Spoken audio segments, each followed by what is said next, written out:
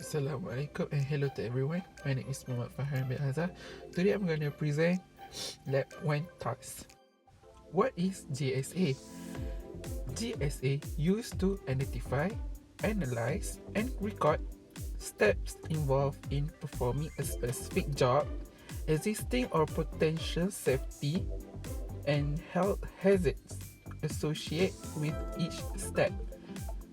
The recommended action that we eliminate or reduce this hazard and the risk of a workplace injury or illness. What is HIROC? HI stands for Hazard Identification, is recognize things which may cause injury or harm to a person. And RA stands for Risk Assessment, is the possibility of injury or harm occurring to a person if exposed to hazard. RC stands for Risk Control, eliminates or reduce the risk of a person being exposed to hazard. Next is Part 1, Job Safety Analysis. In this slide, as you can see, there is a figure 1 that illustrates the situation of a job.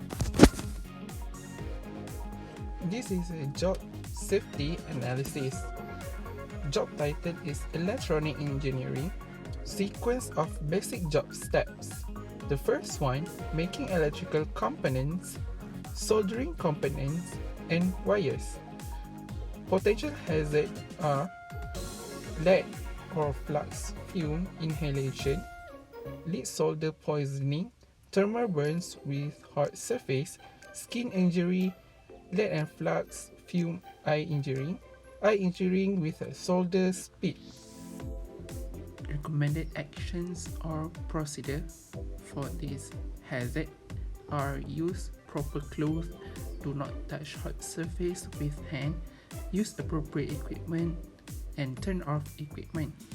Then use safety glasses, work in well-ventilated areas and use mask or respirator, use gloves and washing hands with soap after work in well-ventilated areas and use safety glasses.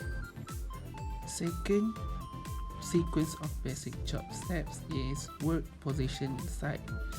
Potential hazard is spinal, neck, arm and joint injuries, eye strain and stress. Recommended action or procedure are: use ergonomic chair, make short rest break and do stretching exercise, then use brighter lamp. Next, connecting wires and mounting parts and board. Potential hazard is electrocution, fire caused by short circuit. The recommended action is: use right connectors, proper color marking and tag out. Make sure that the object is powered off from the power source. For number 4, which is self-packing, the potential hazard is hair that could get caught in the machinery, skin burn and electrical shock. For recommended action or procedure is: make sure hair is short, use proper clothes or lab clothes, do not bring any accessories or jewelry. For next one is need and orderly of equipment. Hazard that can occur is tangled wires and electrical shock. Recommended action is: always clean up the mess and arrange equipment regularly, avoid overlapping equipment and keep work area tidy and clean. Do not work near the flammable things and turn off equipment. For the number 6 is flow of work organized. The hazard can be happen is cut, burn, soldering iron. Recommended action is need to be careful when handling tools or equipment. Keep calm. To rapid movement should be avoided. Next, for the last one, which is environmental safe and sound, hazard are dust inhalation, heat and hand burn. Recommended action are work in well-ventilated areas and use mask or respirator. Use proper glove. Part 2. Hazard identification, risk assessment, and risk control. Hierarchy. This slide shows figure 2, which is illustrate the hazard in a workplace. For this task, we need to fulfill all 6 requirements to complete the assignment.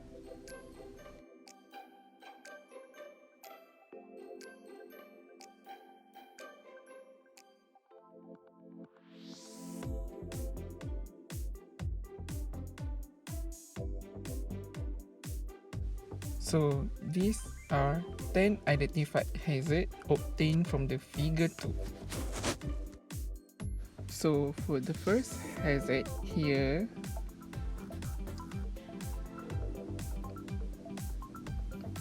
hazard identified is physical hit by falling object.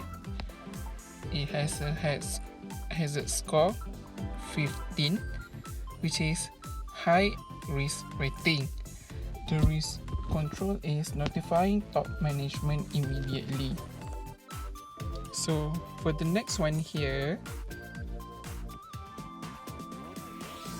hazard identified is slippery floor with 8 hazard score and moderate risk rating.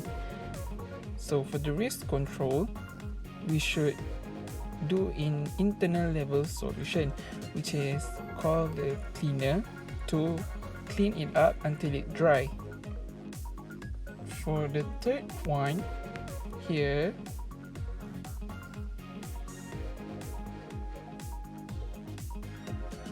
hazard identification is dangerous tools with 12 hazard score and medium high risk rating.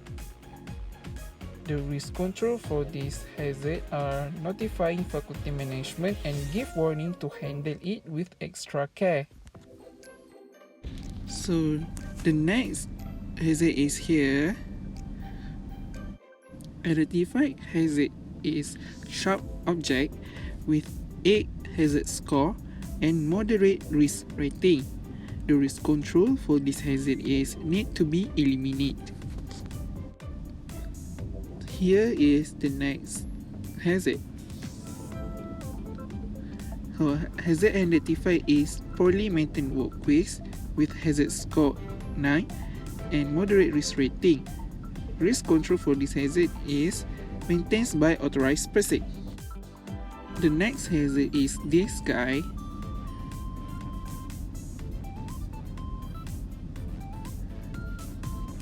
The hazard identification is poor lifting method of heavy material with hazard score 2 and risk rating tolerable.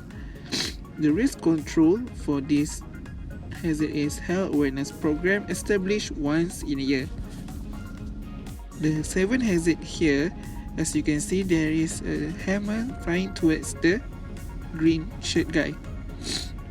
So hazard identified is throwing tools with 6 hazard score and moderate risk rating. The risk control for this hazard is communicate and warning to UTEM community, notifying and enforcing rules. The next one here, the hazard that has been identified is no signal man with hazard score 2 and risk rating is tolerable. The risk control for this hazard is need to be watched and record frequently. So the next hazard here, the hazard identified is inadequate lighting, 6 hazard score and moderate risk rating. The risk control for this hazard is install more light. The last hazard here, you can see the first aid box in terrible condition. So the poor first aid equipment hazard has hazard score 9 and risk rating moderate. The risk control for this hazard are replace the first aid box with a new one, depends on annual fund and support from committee to buy a new box. Question and discussion. First, hazard definition. A source or circumstance that has the potential to cause human injury or illness, property damage, and environmental damage. Next, control mechanism for hazard. The process of putting in place measures to lessen the danger of a hazard. The third question, differentiate between routine and non-routine hazard situation. Routine hazard. Routine hazard situation consists of jobs and tasks that perform regularly on daily work. It's supposed to be well planned and on hazard risk due to daily routine work. For non-routine hazard is situation consists of jobs and tasks that are performed rarely or for the first time. It can be difficult to understand all the hazards involved with these tasks and jobs because they are not performed on a daily basis. And the last question is difference between JSA and HIRAC. JSA is a method for incorporating recognized safety and health principles and practices into a specific task or employment to identify potential hazards and recommend the safest method to complete each basic phase of the project. HIRAC is a process of identifying and evaluating hazard, risk, and putting controls in place to ensure that operations are carried out safely. For the conclusion, JSA and HIRAC are important to ensure safety at the workplace. Thus, it will assist in lowering workplace accidents by controlling dangers, resulting in the minimization of workplace accidents.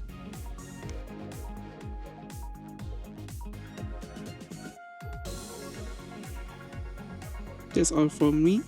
Thank you for watching.